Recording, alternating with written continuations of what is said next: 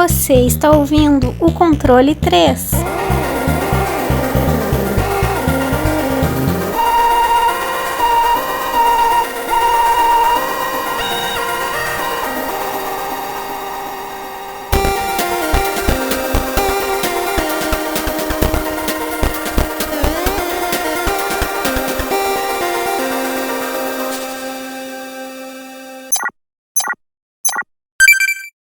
Boa noite! Sejam bem-vindos a mais um Controle 3. Vocês estão vendo que não é o gordo, aquele maluco. Aqui é o Francesco e esse é um episódio especial de curtas de final de ano. Sejam bem-vindos aí ao jogo que vamos apresentar, né? Como não tem ninguém para conversar, né, aqui, eu não vou dar aquela introdução batuta e marota que o gordo sempre faz, né? Então vamos aí então justo ao jogo que eu quero apresentar-lhes. Vamos lá, o jogo que eu quero apresentar a vocês é uma ovelha negra dentro do mundo do Super Mario, né? Um jogo aí que não foi recebido muito bem, assim, que na verdade eu acho que o pessoal gostava, só que gerava certa estranheza pela sua gameplay, né? É o Super Mario 2.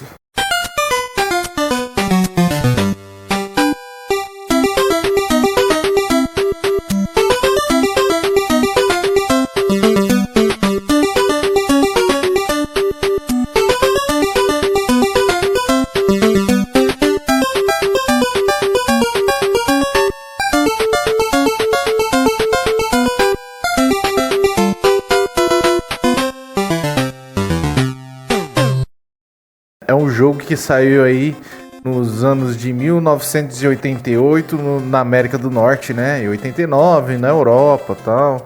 E depois foi sair como Super Mario USA em setembro de 1992 no Japão, né? Então esse é um jogo que eu quero trazer pra vocês. Ah, por que você vai trazer? Porque, cara, esse jogo é interessante porque ele traz uma tentativa de uma gameplay diferenciada do Super Mario, né? E consegue fazer uma gameplay até interessante. Eu até gosto bastante desse Super Mario. É polêmica, eu gosto até mais do que o Super Mario 1, né? Esse jogo é bem bacana, cara. Eu gosto dele. O Super Mario 1 não tem problema nenhum com ele, sabe? Porém, como é um jogo que trouxe... Ele trouxe os primórdios, né? Ele vem dos primórdios do videogame, do Nintendinho. Então ele trouxe vários conceitos aí com ele, desde o side-scrolling básico, plataforma, até os elementos de surpresa dentro de fases, segredos, a questão de passar de fases, né? Assim, o que familiarizou o videogame em si é o Super Mario, cara. Não podemos, mesmo sendo um puxa-saco do Sonic, muitas vezes, eu tenho que aceitar que o Super Mario, ele fez a história aí dentro do mundo dos videogames por causa disso. Ele que popularizou o videogame. Então vamos começar então com a história, que eu acabei esquecendo de ver. Mas vamos ver aqui, eu vou traduzir aqui. Caramba. Em uma noite, Mario teve um sonho estranho. Ele se viu subindo em uma longa escadaria que leva até uma porta misteriosa. Abrindo a porta, os olhos de Mario caíram sobre um mundo incrível e diferente de tudo o que ele já tinha visto. Uma voz silenciosa falou com o Mario, dizendo: "Bem-vindo ao Subcon, a terra dos sonhos. Nossa outrora belo mundo agora sofre nas mãos do malvado Wart, um sapo. Por favor, nos ajude. Só você pode nos libertar da tirania dele. Ah, e lembre-se de uma coisa. Verruga odeia vegetais." Quê? Deve ser a tradução errada aqui do negócio. Então, a história é basicamente essa, né? O mal invade a ilha nesse Subcon, né? Subcon. E o Mario tem que ir lá e lambrar a porrada. O Mario e os amiguinhos deles, né? E nesse jogo, ele é dividido em 4 personagens jogáveis, né? Ele é o Mario, né? E a sua velocidade e o salto e o poder são equilibrados, é o personagem mais equilibrado. O Luigi, que tem mais pulo e menos velocidade e poder. O Toad, que tem bastante velocidade, pouco pulo e bastante poder. E a Princesa, que ela tem pouca velocidade, um pouco de pulo e um pouco de poder, mas ela tem uma característica especial que ela consegue planar nos lugares, né? Então, descrevendo um ambiente, né, que é um mundo bem... que ele traz umas características bem de Mario, sabe? Ele tem bastante pés de feijão, ele tem construções com blocos de tijolos, então... O jogo, mesmo nós sabendo, né, hoje em dia que esse jogo primeiramente foi lançado como Doki Doki Panic no Japão, né, e depois colocado uma skin em cima de Super Mario, né, como você tem o Super Mario Bros 2 lá no Japão, que é idêntico, é a mesma coisa do Super Mario 1. Eles quiseram, então, aqui no Ocidente, mudar a cara um pouquinho do jogo. Eles não quiseram repetir o jogo. Já que lá no Japão, eles preferiram lançar o Super Mario 2, o Super Mario 2 idêntico ao primeiro, só que com fases novas, né? É muito mais difícil, cara. E a gente conhece aqui naquele cartucho de jogos do Super Nintendo, que chama Super Mario All Stars, e o nome aqui é chamado de Super Mario Lost Levels, Super Mario Bros. Lost Levels, os levels perdidos, né? Traduzindo aí a grosso modo do inglês. Então, você tem esse mundo, né, que, já falando da uma pitaco aí nos gráficos, ele é um salto grandíssimo dentro do visual mesmo, do pixel art, já que como você tinha... Não é nem que a capacidade do Nintendinho subiu, né, não foi isso, o NES ou o Nintendinho. Como foi evoluindo a forma de programar, utilizar backgrounds para fazer efeitos e coisas, porque você tem uma limitação dentro do Nintendinho, né, que ele não consegue ter muitos sprites, né, móveis dentro porque a capacidade de memória do barramento da memória do Nintendinho é muito escassa, né, 8 bits, né.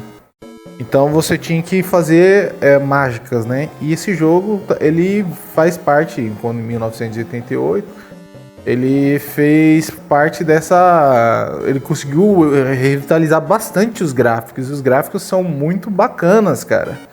Eles deixam de ser aquela coisa mais chapada por pixel e ele consegue ser uma coisa mais cartoonizada. Consegue ser muito mais bem apresentável pro público, né? E, cara, os desenhos e a forma como é desenhado é muito legal, cara. Me lembra bastante os desenhos do próprio do Super Mario Bros. Séries animadas que passava. Que, cara, traz... Tipo, essa forma, esse Super Mario 2 e o Super Mario 3, pra mim, cara, é os que tem mais característica de Super Mario na questão visual, tá? Mesmo os personagens, os inimigos... Mas os inimigos, né, não sendo tanto do mundo que você vê mais no Super Mario 3 e tal. São os inimigos mais diferenciados. Não tem Goomba, não tem tartaruga. Então é um jogo que recebeu certa estranheza do público por ser conotado como Super Mario, mas não ter essas características. Mas também traz alguns personagens aí e alguns inimigos, na verdade, mas inimigos muito diferenciados, como o Shy Guy. Tem também eu esqueci o nome desse outro rosinha aqui, o Birdo. Ele tem bastante, o Shy Guy eu acho que é o mais famoso, o Twitter também. Então são personagens, cara, que dão uma imersão muito grande dentro do mundo de Super Mario, cara. Eu acho muito interessante quando os jogos trabalham isso, sabe? Ele cria o mundo, né? E ele é meio que fidedigno ao visual do mundo, como que ele quer transparecer isso. Logicamente, entre o 1 e o 2 e o 3, o gráfico ele muda bastante, né? Uma coisa que você consegue colocar um parâmetro igual, pois são jogos com jogabilidades diferentes, né? O 1 e o 3 são mais parecidos, mas o 3 é muito mais evoluído que o 1, muito mais. Tanto de aspecto de level design você tem mais altura, pois você consegue voar, enfim, não veio a esse caso. Mas o Super Mario 2, ele consegue trazer também essa característica gráfica do Super Mario, o mundo de Super Mario. O som, cara, acho fantástico, muito bacana. Tipo, eu não sei que estilo que é, mas ele é um estilo, uma música mais animada, assim, mais pra frente, mais legal de ser você tá jogando. Lembra Super Mario, né? Família. Cara, o ceguista adora falar que jogo de Nintendo é jogo de criança, sabe? Mas eu acho uma babaquice do caralho. Você consegue trazer aspectos meio cartunescos assim e ser pra criança e também ser pra adulto, tá ligado? Eu acho uma besteira só você conseguir barrar alguma coisa ou menosprezar uma coisa porque ela é feita por um público infantil ou porque ela não tem... porque isso aqui não é violento e eu sou homem, eu tenho que ter coisa violenta, sabe? Eu acho besteira pra caralho. Mas o jogo, ele tem vários aspectos, assim, ele que traz um gráfico muito bacana. E o som, eu tava falando do som, né? Voltei no gráfico novamente, minha cabeça assim, foi mal. O som dele, cara, desde os pulos, são tipos trazidos do mundo do Super Mario mesmo. O barulho de pulo do Super Mario, pegar a estrela e o barulho da estrela, sabe? Quando você fica invulnerável. Então, cara, o jogo não consegue, tipo, ficar pra trás nessa questão também de som, não. Acho muito bacana. Eu gosto bastante desse jogo. É legal, eu gosto dele. Então, no aspecto de sons, eles são muito bacanas. É bem um som que você continua jogando ele e te dá animação. Não enjoa, cara.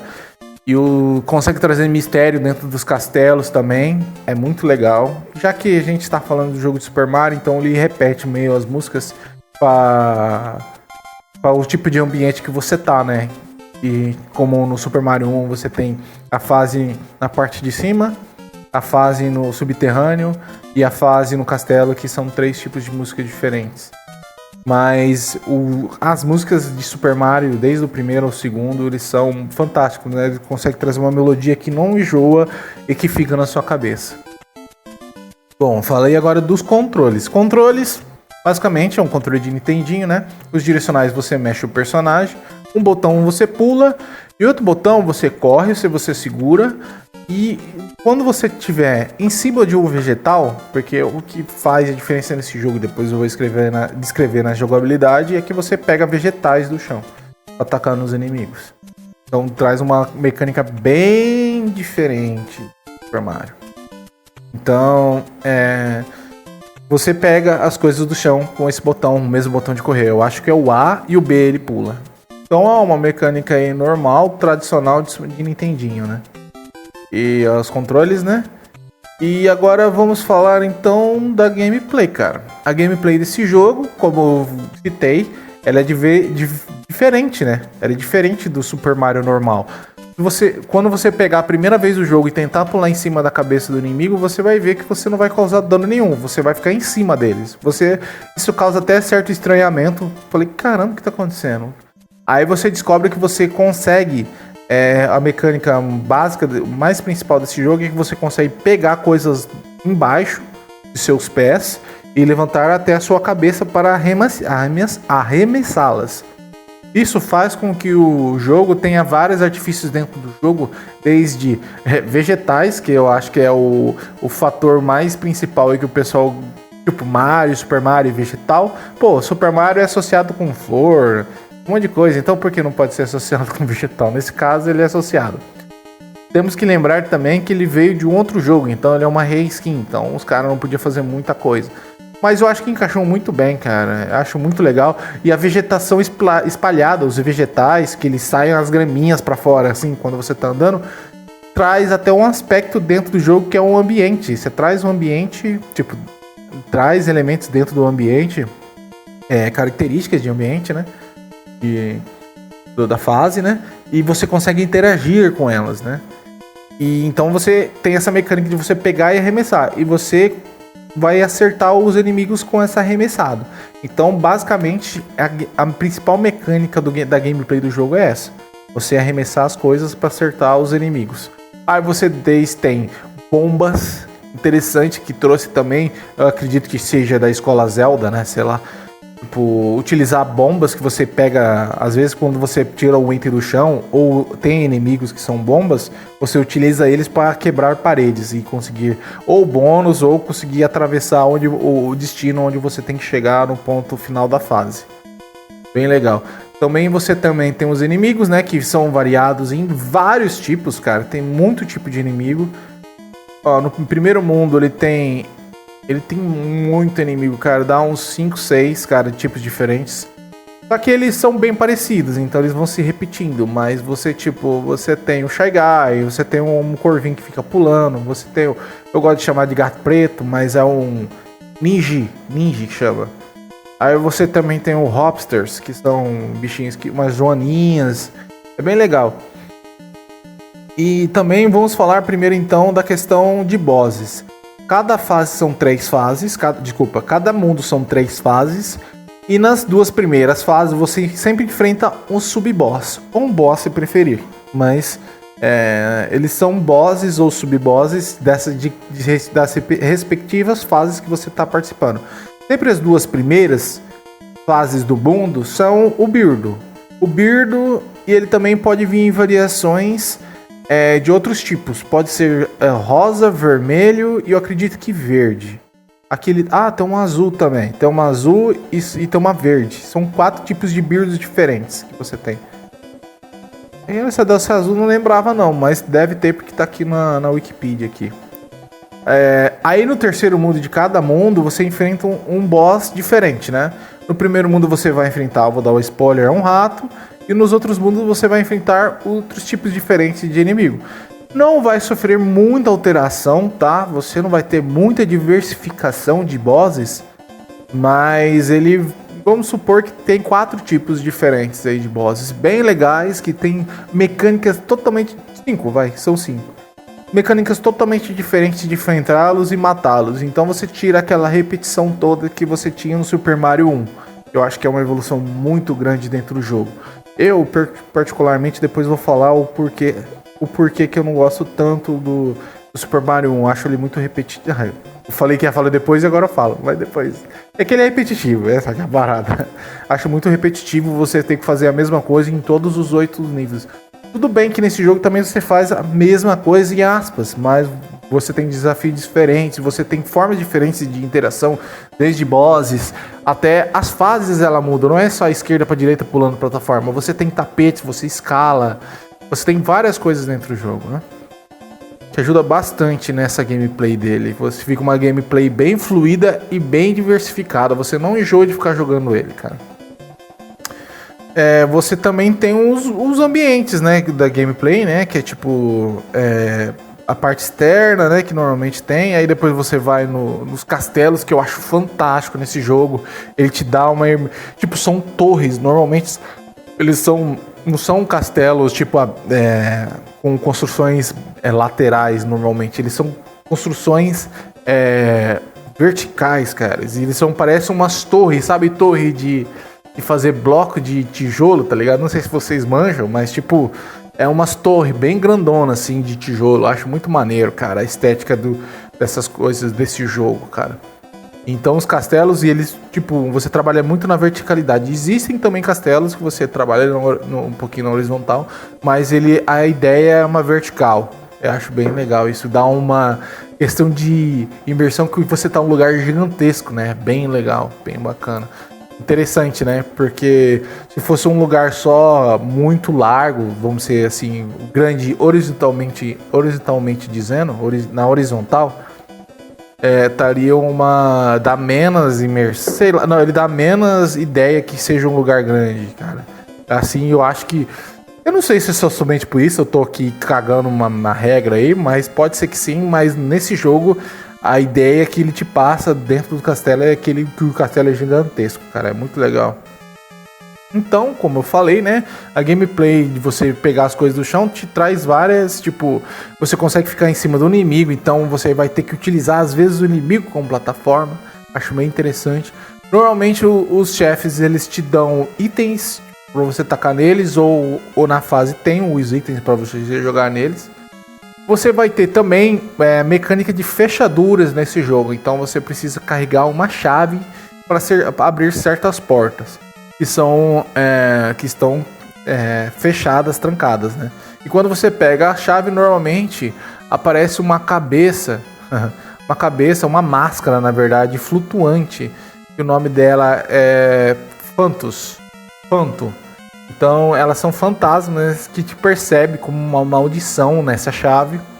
E até você utilizar a chave, esse fantasma vai ficar te perseguindo. Então, te dá uma urgência de você estar com a chave na mão e utilizar a chave como arma também, né? Que é tipo uma chave e tipo o tamanho do vegetal que você pega. E você também consegue utilizar como arma e traz essa emergência de você ficar parado no lugar com a chave e você vai tomar dano. Outra coisa que diversifica nesse jogo é a poção mágica. A poção mágica, elas são itens que te traz um mundo escuro. Tipo, é como se fosse... eu vou tentar explicar. Quando você pega um item do chão, às vezes é uma poção. E quando você joga essa poção em algum lugar da fase, abre-se uma porta. Quando você entra nessa porta, é como se você entrasse no inverso ou no lado escuro da fase, sabe? Então é como se você acessasse qualquer parte da fase onde você tá. É bem interessante. Só que, tipo, aonde você jogar essa poção e criar a porta, ela vai ficar limitada aonde tá a tela, onde você jogou a porta. Então você tem que saber onde jogar, porque às vezes você jogou a poção num local onde não tem itens nenhum. Onde não tem vegetal no chão, onde não tem item nenhum, nem moedas. Você jogar essa poção em uma vegetação, vamos supor, você consegue levantar as vegetações, os vegetais do chão, e você consegue pegar moedas. Essas moedas são utilizadas depois da fase como um bônus para ganhar mais vidas. Aí fica um caça-níquel girando e você vai apertando o botão na hora certa e fazendo as combinações lá para ganhar as vidas, né? Então você tem que tomar cuidado aonde você joga. Você tem que saber os pontos certos na fase onde você tá para conseguir acessar. Desde as moedas, né, que são mais fáceis de identificar, você vai jogar a poção perto onde tem vegetação, onde tem vegetais. Ou também tem locais que, tipo, você joga e você descobre um cogumelo. O cogumelo nesse jogo ele funciona como life. Então você começa o jogo já minúsculo, como um Super Mario normal, e quando você pega o cogumelo você cresce e ganha mais um life. Esse life que você pega, ele pode ser aumentado até em 4 pontos de life. Então nesse jogo te traz uma mecânica um pouquinho maior na questão de tipo de life. Você só não perde o power up e depois morre, tá ligado? É que eu não lembro se o Super Mario se você tiver de power up você já fica pequeno, né? Eu acho que é no Super Mario 3 que você perde o power up e depois perde você grande. A diferença entre o 1 e o 2 é essa. Desculpa, o 1 e o 3 é essa. Entre o 1 e o 2 e o 3, né? O primeiro, quando você tem todos os power up até florzinha. Se você tomar dano, você vai perder até ficar pequeno. No 2 ele tem mais lives, então você vai conseguir mais receber mais danos. Só se você tem que achar na fase também, né? Os cogumelos. E então trazendo uma jogabilidade um pouquinho mais fácil aí, tipo na questão de você tomar cuidado. Mas o jogo é bem difícil mesmo assim, tá? Então nesse jogo também você não tem power-ups, tá? Não tem roupinha, então é outro critério aí que faz com que o jogo não seja tão remetido ao Super Mario, né? E você tem no terceiro, né, que é tipo power-up, quando você perde você ainda tá grande, quando você perde você fica pequeno. Só quis trazer um pouquinho pra saber, vou te mostrar mais ou menos a diferença. E, cara, dentro da jogabilidade, basicamente é essa. Você também tem warps nesse jogo, né? Como todo Mario tem que ter, né? Acho estranho um Mario não ter, mas tem alguns que não tem, na verdade. Os 3D, eu acredito né? Eles não têm um World Warp. Você não vai do mundo 1 pro mundo 4 através de um caminho secreto. É bem estranho, mas o Super Mario, ele os primeiros, os clássicos, eles são conhecidos por isso, né? Até o World, né? Super Mario World, que ele tem os caminhos secretos. Basicamente o World, ele funciona por rotas, né? Tem rota pra cacete naquele jogo. E sobre a gameplay, basicamente é essa, cara. Eu acho que até falei demais, cara. Não tem canos, né? Você tem jarros que você entra dentro. A bola do cristal é quando você vai passar de fase. Mas esses são detalhes que você olhando, você vai vendo que é bem... Jogos antigos, ele tem essa facilidade de você olhar e ver mais ou menos o que você pode fazer. Você vai aprendendo errando, né? E eu acho que sobre o jogo é isso, cara. Agora eu tenho que dar a minha nota pra ele, né? Bom, a minha nota pro jogo, eu acho assim, o jogo ele é divertidíssimo, eu acho muito mais divertido do que como eu já tinha comentado, que eu acho muito repetitivo. Ele consegue se renovar a cada vez que é jogado. Porém, essa questão dos cogumelos, essa questão dos vegetais traz certo estranhismo mesmo. Ele te traz uma jogabilidade um pouquinho menos fluida, mas um pouquinho mais complexa. Eu acho interessante. Então, não fica uma jogabilidade tão ruim. O jogo você tem que ter uma certa rapidez, tanto nos chefes como nas fases em si. E as plataformas e as coisas que tem desse jogo são bem elaboradas. O level design é bem bacana. O mundo apresentado é bem demonstrado. E a música é muito bem feita e encaixa perfeitamente com o jogo, né? Perfeitamente. Então não tem muito o que reclamar desse jogo aqui. Tirando os aspectos, né? Que ele não é muito parecido com o Super Mario. Mas é um jogo divertido, não muito comprido.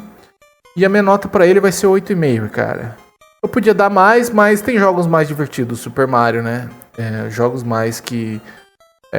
apetecem as pessoas, né? Tipo, as pessoas gostam mais dos jogos, de outros jogos. Não consideram, às vezes, esses jogos como Super Mario, mas eu acredito que eles sejam um Super Mario, mesmo sendo uma ROM hack, uma skin swap, né? Vamos dizer assim, do Dr. Panic. Mas ele conseguiu trazer até eu acho que até algumas coisas nele foi perpetuada dentro do mundo do Mario. E eu não tenho as informações que normalmente o Gordo tem, né, sobre o jogo, né, que é tipo as coisas que ele sempre vê, o pessoal comentando. Não sou muito de participar de fórum, eu trago mais a minha ideia. Então o Gordo ia enriquecer um pouco mais. O Wesley também, ele traz alguma informação também que eu desconheço, e a opinião deles também é muito interessante. Mas nesse caso, como eu quis trazer aqui, não é um jogo tão assim... que o pessoal gosta, mas eu gosto bastante dele. E minha nota dele vai ser 8,5. Então, cara, eu vou me despedir aqui. Eu peço a todos aqui que vocês também entrem lá, que você estiver afim. Entre lá no site do Controle 3, que é www.controle3.com.br. O 3 é numeral, tá? Muito bacana, onde você consegue navegar e ver qualquer episódio, cara. A gente já chegou aqui, no momento que eu tô olhando aqui, no número 95. E aqui tem uma mecânica de pesquisa, cara, colocada sabiamente pelo Wesley ou pelo Gordo, mas quem foi que montou aqui foi o Wesley. Site. Essa questão de pesquisa, cara, você coloca algum nome de algum jogo, alguma coisa que você quer procurar, cara, você acha os podcasts, cara. E a gente fala que tem, logicamente, que não vai buscar o que a gente falou dentro do podcast, né? Não é uma coisa tão elaborada, mas o que tá escrito, tipo, eu quero procurar o episódio que a gente falou sobre Dead Space. Eu escrevo Dead Space aqui, Space, e dou pesquisar, ele acha o episódio, o podcast número 8, Dead Space. Acho uma coisa fantástica, que eu nunca vi em outro podcast. Eu acho bem bacana isso daqui. É um site, cara, bem feito, bem elaborado. A gente tem redes sociais no Facebook, no Instagram, no YouTube. Então a gente posta os episódios lá. No Instagram eu acho que tem algumas piadinhas, algumas coisinhas a mais, assim. No Facebook eu também só coloco... eu tô agora controlando o Facebook e o YouTube. Então esses daí que eu tô mais responsável. Então eu só coloco os episódios. Mas também tem dentro do Instagram aí, se você curtir Instagram, pra curtir a gente. E a gente tá em todas as outras plataformas de podcast também. Desde Deezer, desde o iTunes, desde o Spotify e outras plataformas aí de podcasts que a gente tem aí com bastante mero aí no nosso mundo virtual. E a gente também tem a questão do nosso PayPal, né? O Donate Now, que a gente tem um botão aqui que leva direto para o nosso PayPal. Eu vou até dar uma olhada aqui, que você consegue clicar, doar várias doações aqui, fazer vários tipos, tem 5, 10, 20 reais ou outro valor, tá? Você também consegue mandar um Pix pra gente, cara. Se você quiser mandar um Pix aí, dar uma fortalecida, e qualquer quantia vai ser de bem-vindo e grado. E é sempre bacana a gente escutar desde os feedbacks dentro das nossas redes sociais, desde alguma coisa, uma quantia financeira aí para ajudar a gente, porque a gente é todo fodido na vida, né? Como o Gordo gosta de falar. E a gente precisa de se você puder ajudar a gente com dinheiro, a gente vai ficar muito agradecido. Ou com alguma coisa, quiser comentar, divulgar, você pode ajudar de várias maneiras, cara, não tem problema nenhum. E eu gosto de lembrar, o que o Gordo sempre lembra também, quase todo episódio, né? Acho que todo episódio eu tô sendo aqui, enfim. Pode ser que algum episódio eu não tenha lembrado e eu não tô lembrando, mas eu acredito que ele fala em todo episódio. Eu acabei esquecendo o que ele fala em todo episódio. Ah, sim. Nossa. Que o Controle 3 sempre vai ser gratuito pra assistir, nunca vai ser pago, sabe? Então os episódios saem todas as quintas-feiras, né? Como a gente tá aí no episódio especial de final de ano, então é uma coisa mais... cada um faz são uns curtos, né?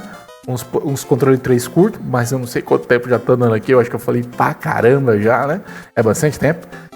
E vai ser sempre gratuito. E a gente agradece toda forma de ajuda que vocês puderem ajudar. E a gente vai estar fazendo aí. A gente já tá indo pra casa já dos 100 episódios, cara. Estamos conseguindo aí. A gente faz de coração todos esses podcasts, desde nós aqui que participamos aqui do Controle 3, do Controle 3. E a gente faz de coração pra você. Você que gosta, quiser comentar, fala alguma coisa lá no YouTube, fala, com cabeça de nós todos, cabeça de capivara, sei lá. Nossa, que nada a ver. Se quiser me xingar, pode me xingar, não tem problema, tá liberado. O Gordo falou que pode me xingar, não tem problema nenhum, pode me xingar. E é isso, cara. Eu acho que se você agradeça a todos aí que escutou o podcast dessa semana. Aqui foi o Francesco e esse foi o Controle 3. Uma boa noite.